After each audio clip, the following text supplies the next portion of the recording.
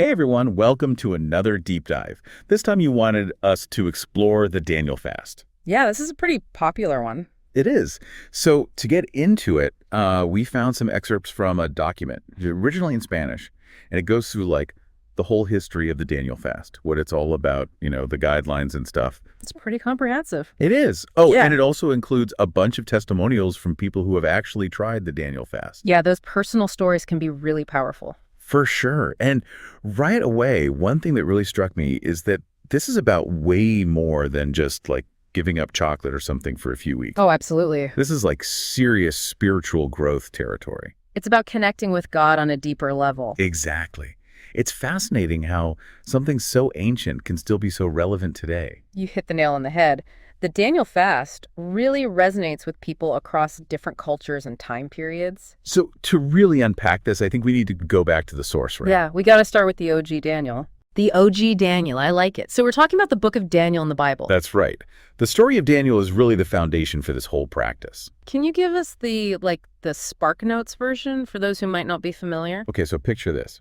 You're a young guy, Daniel, exiled in Babylon, surrounded by this totally foreign culture. A bit of a fish out of water situation. Totally. And he's offered all this fancy food, from the king's table, but he's like, nope, not for me.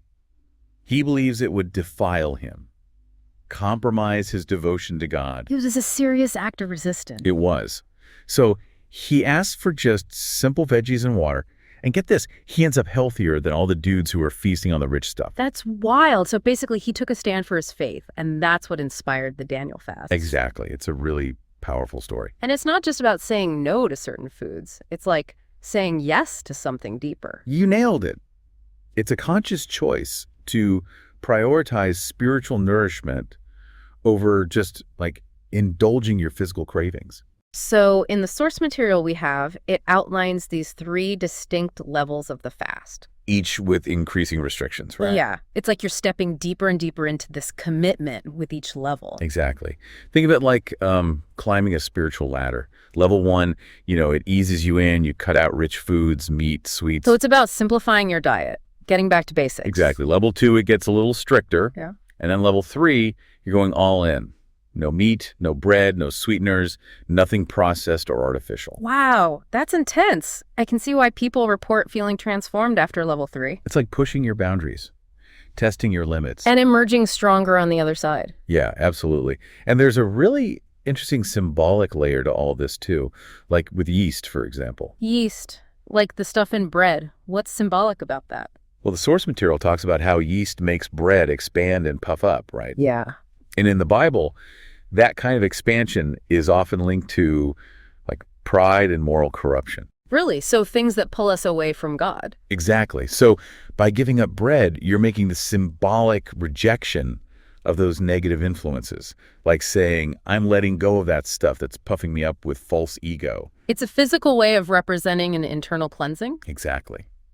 It's pretty cool when you think about it. And the source material also mentions some pretty impressive health benefits associated with the Daniel fast. Right. We're not doctors, so we have to say that up front. This is definitely not medical advice or anything. Of course. But it's interesting that the document talks about people finding relief from all sorts of conditions, like diabetes, allergies. It even mentions things like arthritis and cancer. Yeah. So it seems like this fast impacts people on multiple levels. Body, mind, and spirit. A holistic experience. Absolutely. The document actually uses this phrase, the soul rebelling, talking about how the soul kind of fights against these dietary changes. That's a powerful image. It is, right. It speaks to that struggle we all have, trying to break free from habits that aren't good for us. For sure. That part of us that wants instant gratification, even when we know it's not really what we need. Exactly. And the Daniel fast helps us confront that. To make choices that nourish our spirit, not just our appetites. It's like creating space for something deeper to emerge. Yeah, you said it. The Yeah. document talks about it as surrendering to the Holy Spirit. Finding a more profound relationship with God. Exactly. And that's where the testimonials come in. We get to hear from people who have actually experienced this transformation. I'm ready to be inspired. Let's dive into those stories. All right, get ready to be amazed. These stories are really something else. Okay, lay it on me. What kind of changes are we talking about here? Well, one that really stood out was Cynthia's story. Before the fast, she was having a tough time socially. She described herself as like shy and withdrawn. So feeling isolated, Yeah, and she wasn't very close to her family either. kind of lost in the world, maybe. You could say that. But then, after she went through the Daniel fast and had what she called a pure and true communion with God, it's like everything shifted. She became more outgoing, more happy, and she even formed stronger relationships, especially with her family. Wow. So by going inward and focusing on that spiritual connection, she was able to break free from what was holding her back. And step into a more fulfilling life, yeah. That's incredible. And it's not just about like personal growth, right? A lot of these stories talk about how the Daniel fast affects relationships. Oh, yeah, for sure. Even in like really tough situations, there's Marcelo's story, for example. He was battling some serious anger issues. Oh, wow. Anger can be so damaging. Definitely. He had a super short fuse, lots of anxiety. He even admitted that he was always, quote, seeking discord. So creating negativity in his own life and probably pushing people away too. Exactly. But then, after the fast, he experienced a complete 180. He found patience, inner peace, a calmness he'd never felt before. It's mind-blowing how denying yourself certain physical comforts can lead to such profound emotional changes. Right. I wonder if it's about like creating space for those deeper needs to come up. Needs that we usually just mask with instant gratification. Interesting thought. Yeah, it's like by letting go of that need to control everything, to constantly satisfy our cravings, we open ourselves up to something much bigger. Something more meaningful. Exactly. One of the testimonials that really got me was Celeste's story. She was struggling with depression, emptiness, and this constant negative self-talk. Oh, wow. That's tough. Yeah. And she even mentioned that even though she went to church, she didn't really feel like she knew God. That's got to be hard, going through the motions without feeling that connection. So what happened with Celeste? Well, she decided to go all in on the Daniel fast. Mm. And I mean all in. Like, she completely disconnected from everything. No distractions? No news, radio, TV, nothing. She was determined to have a real, authentic encounter with God. Wow, creating a spiritual sanctuary for herself. Yes. And on day 17, she had this powerful spiritual experience. She described it as being born again. Like she finally woke up to a deeper reality. It must have felt like a huge weight lifted, all that negativity just melting away. It makes you wonder, right? What if we all took the time to do that? To intentionally disconnect, even if it's just for a little bit each day. Yeah, what might we discover about ourselves if we did that? Good question. There's another story, too.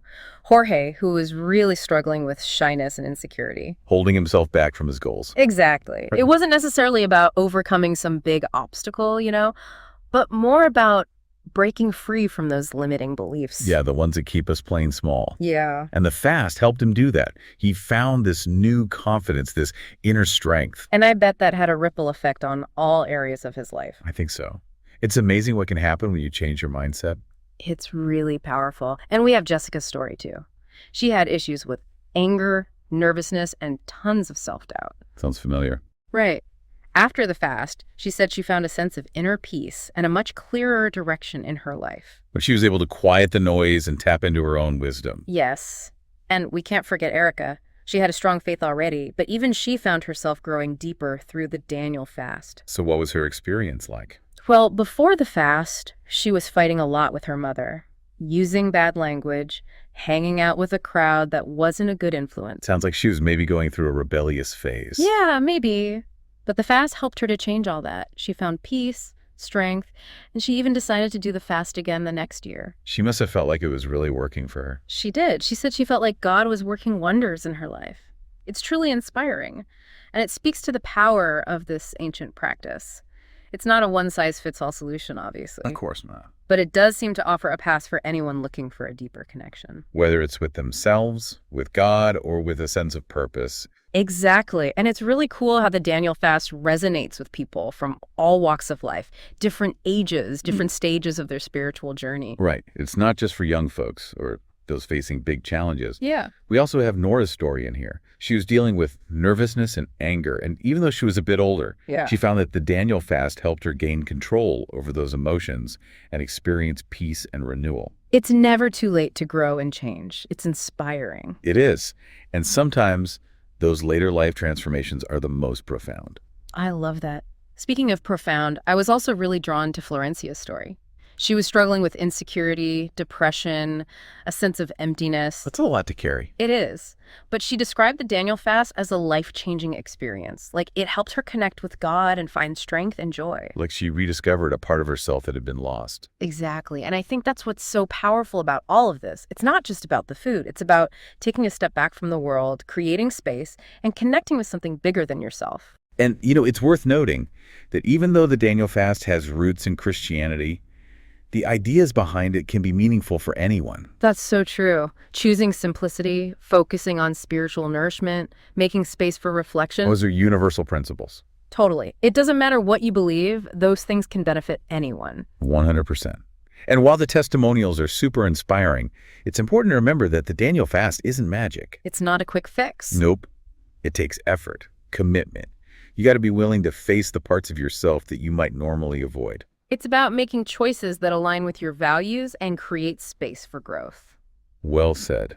So as we wrap up our deep dive into the Daniel fast, what are your final thoughts? You know, I think what really sticks with me is that true fulfillment doesn't come from always chasing external stuff. It's about that deeper connection with ourselves and with something greater. Beautifully put. And that brings us to a question for you all to think about. We've heard about fasting from food, but what if you could fast from something else? Something that might be holding you back? Ooh, I like that. What if we fasted from negative self-talk, from distractions, from habits that don't serve us anymore? What would happen if we created space for something new? What a powerful thought. Well, this has been such an insightful exploration. Thanks for joining us on this deep dive into the Daniel fast. We hope you found it valuable and maybe even a little inspiring. Yeah, and it's not just for, young people or those facing huge challenges. We also have Nora's story, dealing with nervousness and anger. Yeah. And even though she's a bit older, she found that the Daniel fast helped her to, gain control over those emotions and experience peace and renewal. It's never too late to grow and change, right? It's inspiring. Yeah, it is. And sometimes those later life transformations are the most profound. Yeah. I love that. Speaking of profound, I was also really drawn to Florencia's story. She was struggling with insecurity, depression, a sense of emptiness. That's a lot. It is, but she described the Daniel fast as like a life-changing experience, helped her connect with God. And find strength and joy. Like she rediscovered a part of herself. Exactly. And I think that's what's so powerful about all of this. It's not just about the food. It's about taking a step back from the world, creating space, and connecting with something bigger than yourself. And it's worth noting that even though the Daniel fast has roots in Christianity, the ideas behind it can be meaningful for anyone. That's so true. Choosing simplicity, focusing on spiritual nourishment, making space for reflection. Those are universal principles. Totally. They can benefit anyone. Absolutely. And while the testimonials are super inspiring, it's important to remember that the Daniel fast isn't magic. Not a quick fix. Nope. It takes effort, commitment. You got to be willing to face the parts of yourself that you might normally avoid. It's about making choices that align with your values. Yeah. And create space for growth. Well said. So, as we wrap up our deep dive into the Daniel fast, what are your final thoughts? I think what really sticks with me is that true fulfillment doesn't come from always chasing external stuff. It's about that deeper connection with ourselves and with something greater. Beautifully put. And that brings us to a question for you all to think about. Okay. We've heard about fasting from food. Yeah. But what if you could fast from something else? Something that might be holding you back. Ooh, I like that. What if we fasted from negative self-talk, from distractions, from habits that don't serve us anymore? What would happen if we created space for something new? What a powerful thought. Well, this has been such an insightful exploration. Thanks for joining us on this deep dive into the Daniel fast. We hope you found it valuable and maybe even a little inspiring.